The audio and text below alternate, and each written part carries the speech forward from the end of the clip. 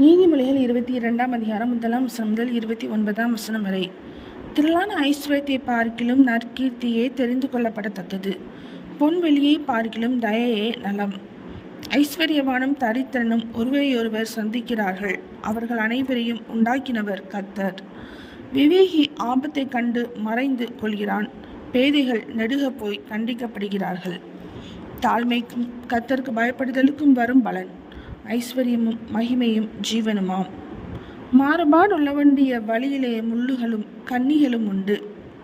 தன் ஆத்மாவை காய்க்கிறவன் அவைகளுக்கு தூரமாய் விலகி போவான். பிள்ளையானவன் நடக்க வேண்டிய வழியிலே அவனை நடத்து, அவன் முதிர் வயதிலும் அதை விடாதிருப்பான். ஐஸ்வர்யவான் தரித்திரனை ஆளுகிறான்.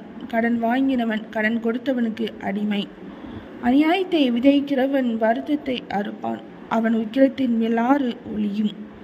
கருணை கண்ணன் ஆசீர்வதிக்கப்படுவான்.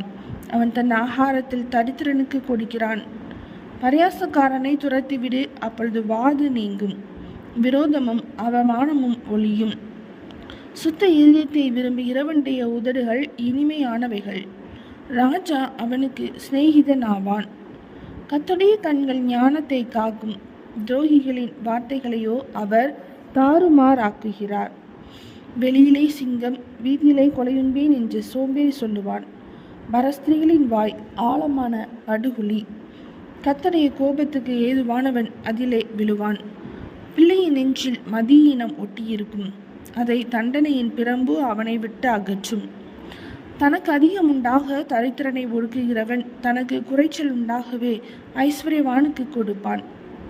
உன் செவியை சாய்த்து ஞானிகளுடைய வார்த்தைகளை கேட்டு என் போதகத்தை உன் இருதயத்தில் வை.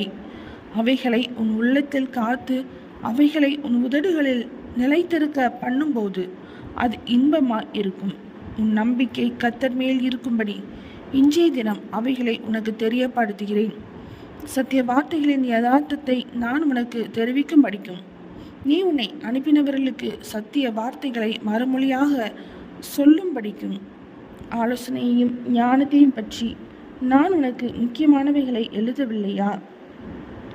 ஏழையாய் இருக்கிறான் என்று ஏழையை கொள்ளையிடாதே. சிறுமியானவனை நியாயஸ்தலத்தில் உபத்திரவப்படுத்தாதே. கர்த்தர் அவர்களுக்காக வழக்காடி அவர்களை கொள்ளையிடுகிறவருடைய பிராணனை கொள்ளையிடுவார். கோபக்காரனுக்கு தோழனாகாதே. உக்கிரமுள்ள மனுஷனோட நடவாதே. அப்படி செய்தால் நீ அவனுடைய வழிகளை கற்றுக்கொண்டு உன் ஆத்மாவுக்கு கண்ணியை வருவிப்பாய். கையடித்து உடன்பட்டு கடனுக்காக பிணைப்படுகிறவர்களில் ஒருவனாகாதே. செலுத்த உனக்கு ஒன்றுமில்லாதிருந்தால் நீ படுத்திருக்கும் படுக்கையையும் அவன் எடுத்துக்கொள்ள வேண்டியதாகுமே.